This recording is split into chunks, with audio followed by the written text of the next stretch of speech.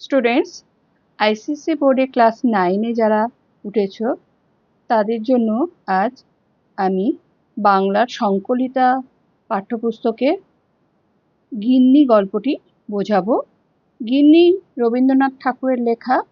এটি মূল গ্রন্থ হলো গল্পগুচ্ছ। রবীন্দ্রনাথ ঠাকুরের কথা তোমরা নিশ্চয়ই এতদিনে অনেক কিছু জেনে গেছো, আর নতুন করে কিছু বলার নেই। তার জন্ম বৃত্তান্ত দেখো, তাদের লেখক পরিচিতি উপরে লেখা আছে, এটা একটু জাস্ট রিড করে নিও।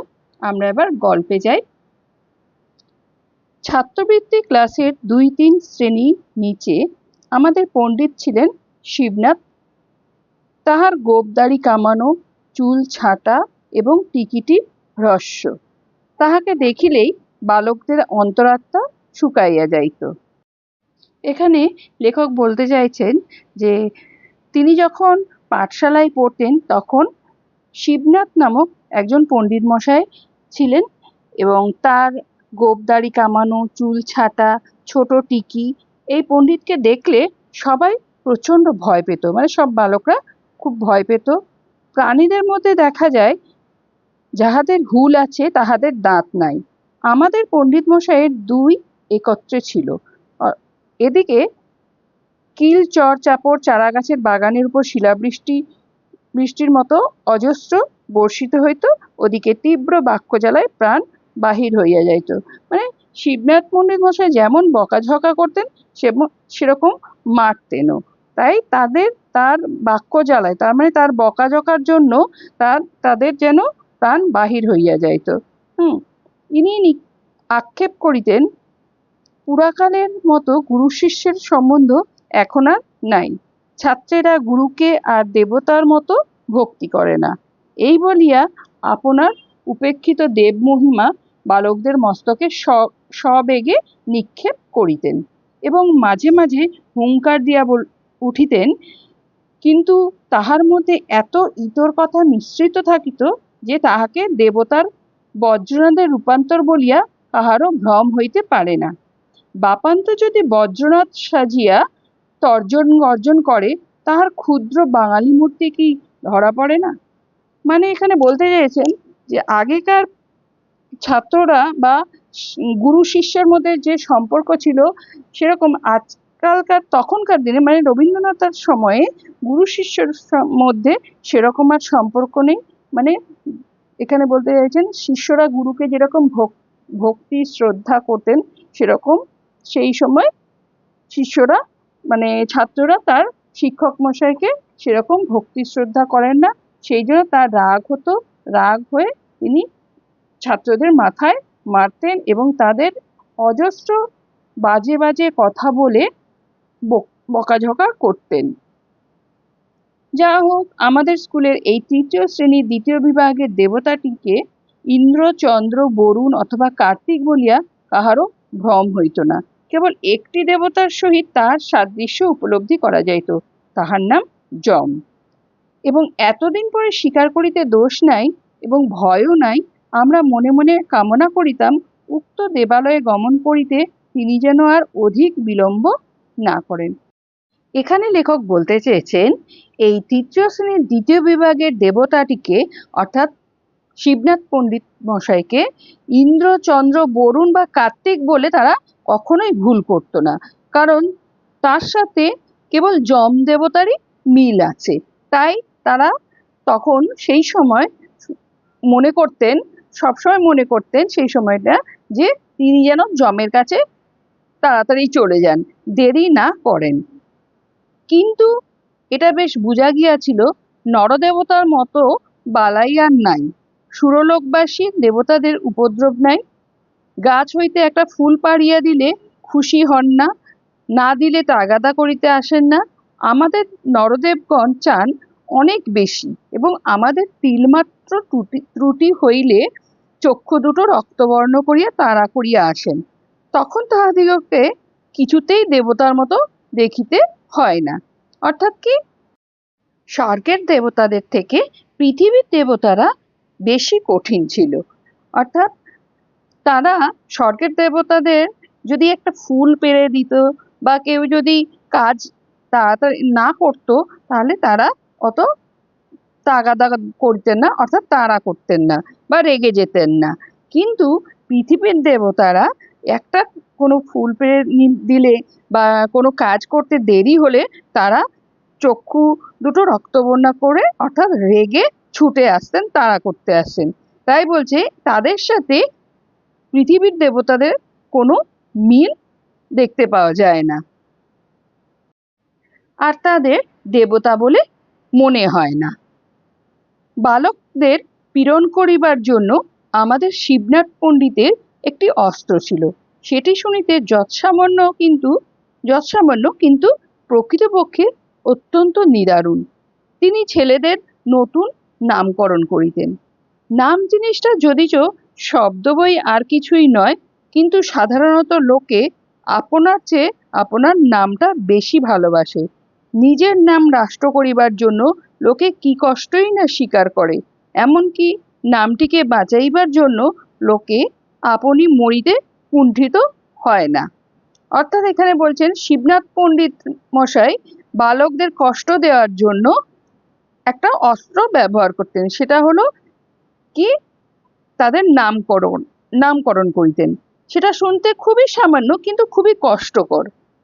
তাই বলছেন যে নাম জিনিসটা আমাদের কাছে শুধু শব্দ না, কিন্তু এটা কিন্তু আমাদের কাছে একটা আইডেন্টিটি। হ্যাঁ, তাই আমরা কি করি, আমরা আমাদের নামটা সবসময় খুব যত্ন করে রাখি এবং নামটাকে খুব ভালোবাসে নিজের নামটাকে যাতে সারা পৃথিবীতে প্রসারিত হয়, আমার নাম সবাই জানে, সেটাই চেষ্টা করি। এবং অনেক লোক আছে অনেক কষ্ট করে নিজের নামকে প্রচার করার জন্য অনেক কষ্ট করে, তাই আবার নামকে বাঁচিয়ে রাখার জন্য অনেকে মরতেও দ্বিধা করেন না, আর সেই নামকে শিবনাথ পণ্ডিত মশাই পাল্টে দিতেন, নতুন নামকরণ করতেন। নেক্সট প্যারাগ্রাফে বলছে, এমন নামপ্রিয় মানবের নাম বিকৃত করিয়া দিলে তাহার প্রাণের চেয়ে প্রিয়তর স্থানে আঘাত করা হয়। এমনকি যাহার নাম ভূতনাথ তাহাকে নলিনীকান্ত বলিলে তাহার অসহ্য বোধ হয়। অবশ্যই যদি নিজের নামটা কেউ বিকৃত করে দেয়, তাহলে যে ব্যক্তির নাম বিকৃত করা হয়েছে তার তো কষ্ট লাভ হবেই, এবং যার নাম ভূতনাথ তাকে যদি নলিনীকান্ত বলা হয় তাহলে কি তার তো সহ্য হবে না, অসহ্যই লাগবে। নেক্সট, ইহা হইতে এই তত্ত্ব পাওয়া যায়, মানুষের বস্তুর চেয়ে অবস্তুকে বেশি মূল্যবান জ্ঞান করে, সোনার চেয়ে বাণী, প্রাণের চেয়ে মান এবং আপনার চেয়ে আপনার নামটাকে বড় মনে করেন। হ্যাঁ, অবশ্যই এর থেকে এই তত্ত্ব আমরা পাই যে মানুষ বস্তু থেকে অবস্তু, নামটা কোনো তো বস্তু না, তাই বলছো এটাকে অবস্তু, এই অবস্তুকেই বেশি মূল্য দেয়। যেমন সোনার চেয়ে বাণী, এখানে বাণী বলতে কি মজুরি, সোনার গয়নার যে মজুরি দেওয়া হয় সেই মজুরিটাকে বাণী বলা হয়। বলছেন সোনার চেয়ে বাণীকে বেশি মান দেন, আর প্রাণের চেয়ে মান, আমাদের প্রাণের থেকে আমরা প্রথম কি আমরা চাই যে আমাদের মান যেন, আমাদের যেন মান বলতে অপমান যেন না কেউ করে, সম্মান যেন করে সবাই। আর নিজের চেয়ে নিজের নামটাকে বড় মনে করেন। মানব স্বভাবের এই সকল অন্তর্নিহিত নিগূঢ় নিয়মবশত পণ্ডিত মশাই যখন শশীশেখরকে ভেটকি নাম দিলেন, তখন সে নিরতিশয় কাতর হইয়া পড়িল। বিশেষত উক্ত নামকরণে তাহার চেহারার প্রতি বিশেষ লক্ষ্য করা হইতেছে জানিয়া তাহার মর্মযন্ত্রণা আরো দ্বিগুণ বাড়িয়া গেল, অথচ একান্ত শান্তভাবে সমস্ত সহ্য করিয়া চুপ করিয়া বসিয়া থাকিতে হইল।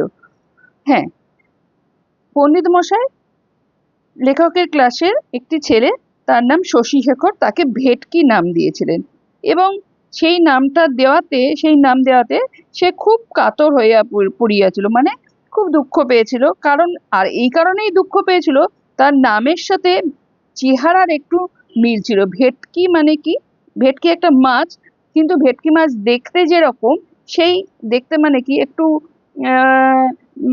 একটু প্রশস্ত হয় ভেটকি মাছ, সেরকম সেও হয়তো প্রশস্ত ছিল এবং মিল ছিল। সেই জন্য সেই মিল থাকার জন্য ভেটকি নাম দেওয়াতে সে আরো মর্ম যন্ত্রণা, মানে তার আরো কষ্ট হতো, কষ্ট দ্বিগুণ বেড়ে গেছিল। কিন্তু সে কিচ্ছু বলতে পারতো না, একান্ত শান্তভাবে সবকিছু সহ্য করে চুপ করে বসে থাকতো। আশুর নাম ছিল গিন্নি, কিন্তু তাহার সঙ্গে একটু ইতিহাস জড়িত আছে। আশু ক্লাসের মধ্যে নিতান্ত বেচারা ভালো মানুষ ছিল, কাহাকেও কিছু বলিত না, বড় লাজুক, বোধহয় বয়সে সকলের চেয়ে ছোট, সকল কথাতেই কেবল মৃদু মৃদু হাসিত, বেশ পড়া করিত। স্কুলের অনেক ছেলেই তাহার সঙ্গে ভাব করিবার জন্য উন্মুখ ছিল, কিন্তু সে কোনো ছেলের সঙ্গে খেলা করিত না এবং ছুটি হইবা মাত্রই মুহূর্ত বিলম্ব না করিয়া বাড়ি চলিয়া যাইত।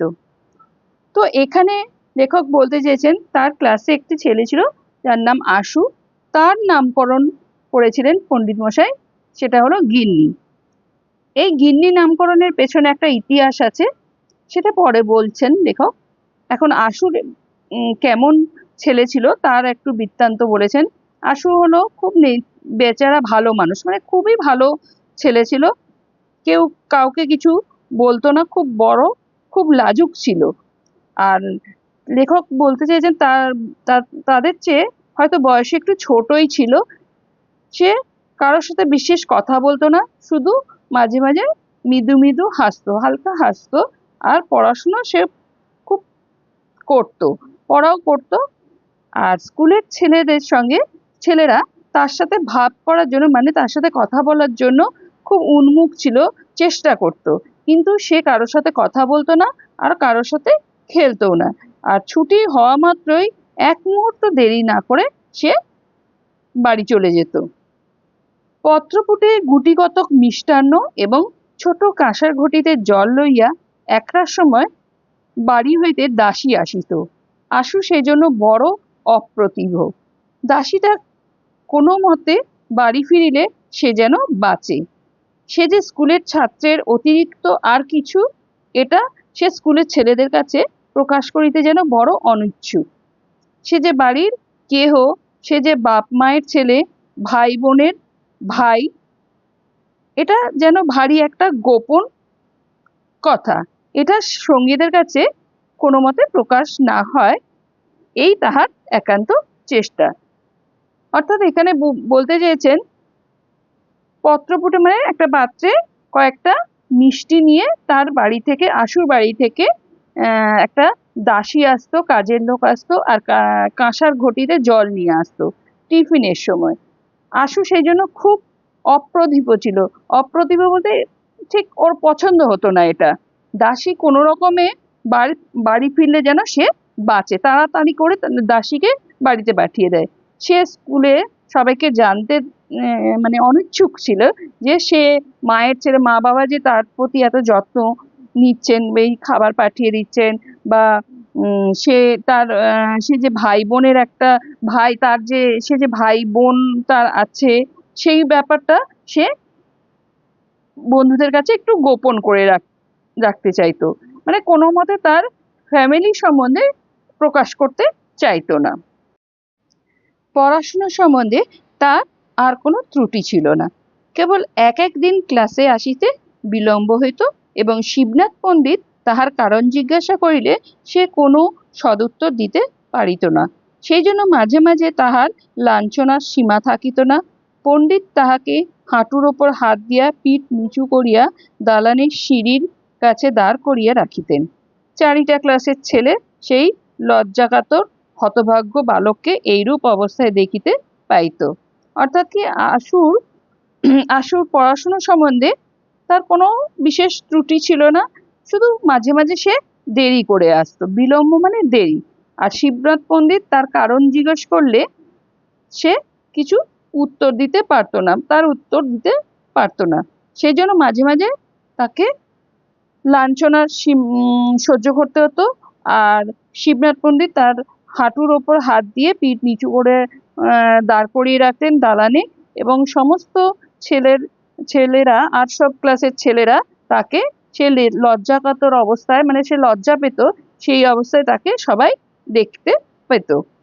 একদিন গ্রহণের ছুটি ছিল, তাহার পরের দিন স্কুলে আসিয়া চৌকিতে বসিয়া পণ্ডিত মশাই দ্বারের দিকে চাহিয়া দেখিলেন একখানি স্লেট ও মসি চিহ্নিত কাপড়ের থলির মধ্যে পড়িবার বইগুলি জড়াইয়া লইয়া অন্য দিনের চেয়ে সংকুচিতভাবে আশু ক্লাসে প্রবেশ করিতেছিল। মানে গ্রহণের জন্য ছুটি ছিল, তার পরের দিন আশু কি হয়েছিল, মানে ওই স্লেট একটা আর একটা কাপড় মসি চিহ্নিত, মানে একটা কাপড়ের থলিতে চিহ্নিত আছে, সেই চিহ্নিত থলির মধ্যে পড়ার বইগুলো নিয়ে অন্য দিনের মতো, অন্য দিনের চেয়ে মানে আর যেদিন আসতো তার চেয়ে অন্য দিনের চেয়ে সংকুচিত ভাবে আশু ক্লাসে প্রবেশ করলো। সংকুচিত মানে একটা দ্বিধাগ্রস্ত ভাবে আশু ক্লাসে এসেছিল।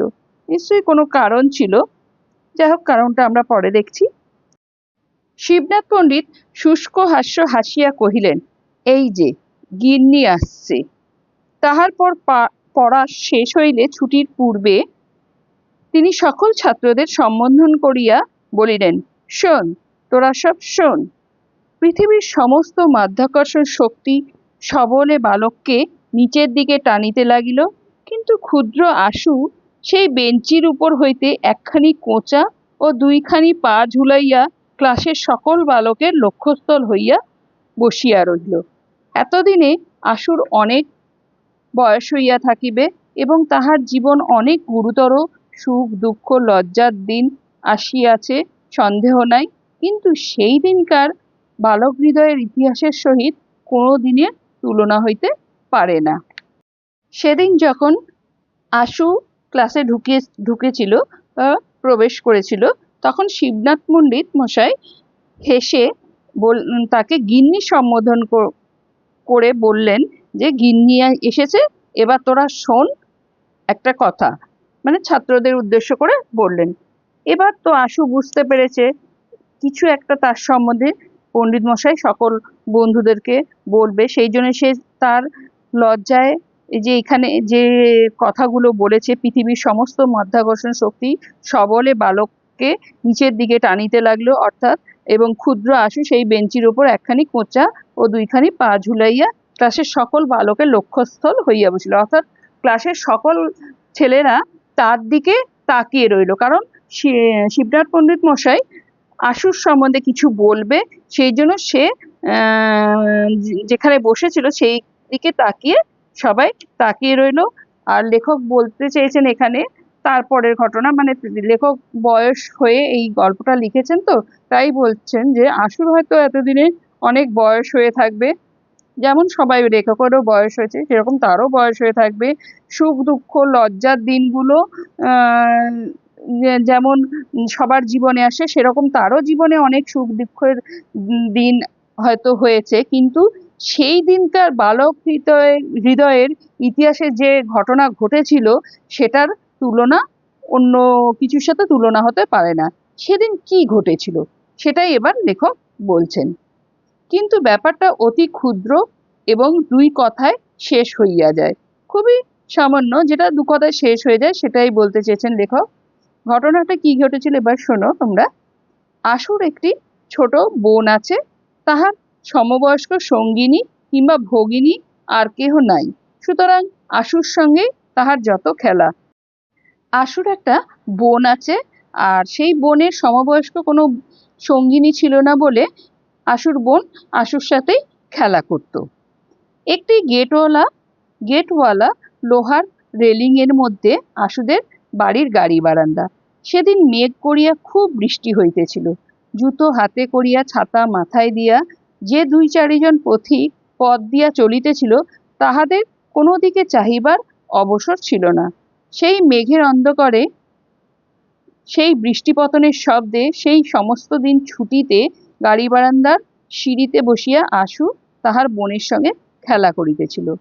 অর্থাৎ কি, আশুদের একটা গেটওয়ালা লোহার রেলিং এর একটা গাড়ি বারান্দা ছিল, একটা বারান্দা ছিল, বাইরের যে বারান্দা ছিল, ঝোলা গাড়ি বারান্দা বলা হয় সেগুলোকে।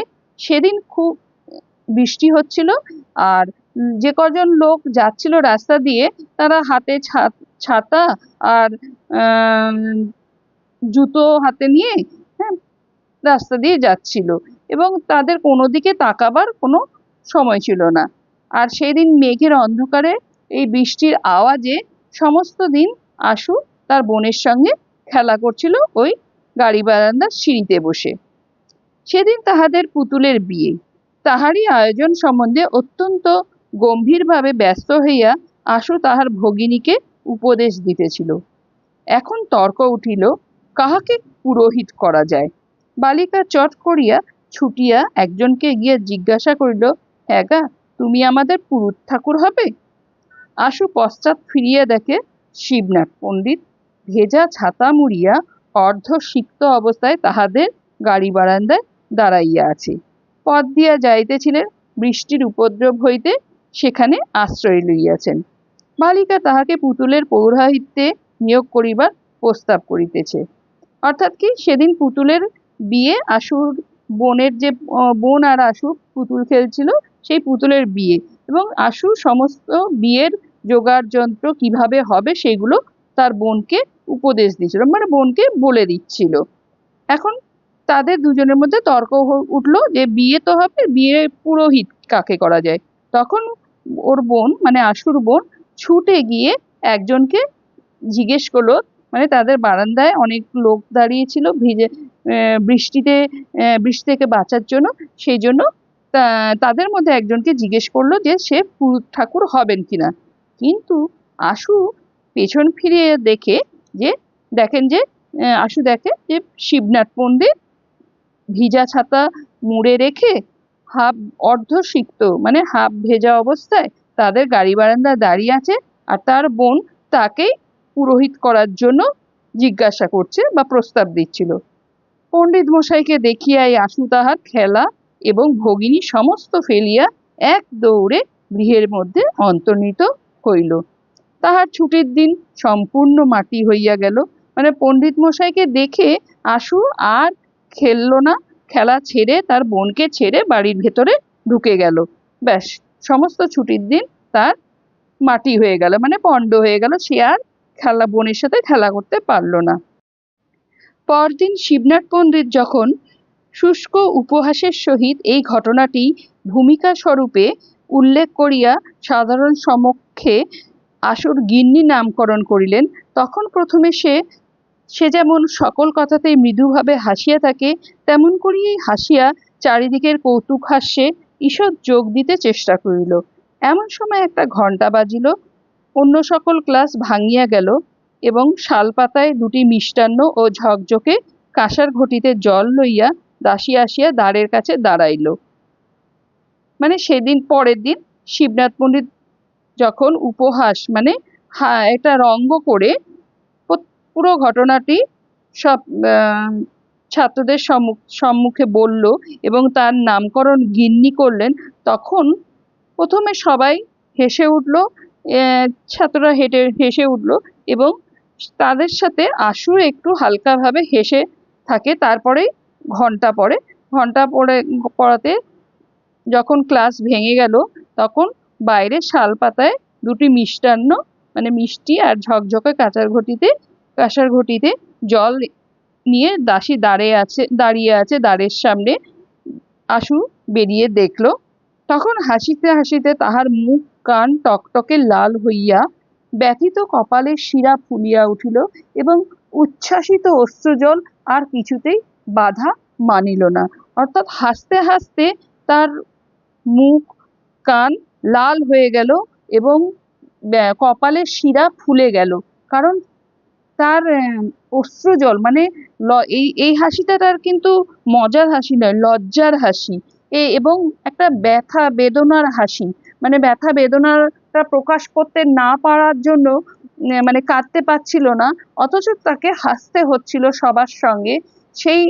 সেই হাসির পর তার চোখ দিয়ে জল বেরিয়ে পড়লো, কিছুতেই আর বাদ মানল না, মানে থামলো না।